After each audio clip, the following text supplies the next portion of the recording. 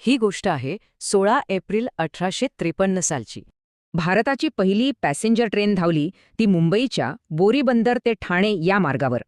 हे अंतर होतं 34 किलोमीटर. त्या काळासाठी खरंच एक क्रांती होती. ही ट्रेन ओढत होती 3 शक्तिशाली इंजिनं, साहेब, सिंध आणि सुलतान. आणि या ट्रेनला जोडले होते तब्बल 14 डब्बे.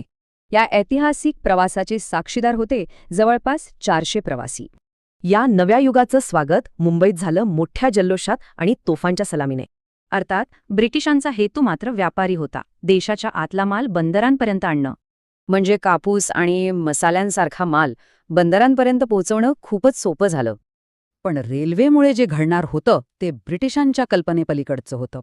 रेल्वे बनली व्यापारासाठी, पण तिने जोडली माणसं आणि त्यांचे विचार. आणि हीच रेल्वे पुढे भारताच्या स्वातंत्र्य लढ्यात एक मोठं शस्त्र ठरली. एका प्रवासापासून सुरुवात झाली एका अवाढवे रेल्वे जाळ्याची. आज भारतीय रेल्वे जगातील सर्वात मोठ्या नेटवर्क्सपैकी एक मानली जाते, जी रोज लाखो लोकांच्या प्रवासाचा अविभाज्य भाग आहे. त्या 16 एप्रिल 1853च्या प्रवासानं खरं तर देशाचं भविष्यच बदलून टाकलं.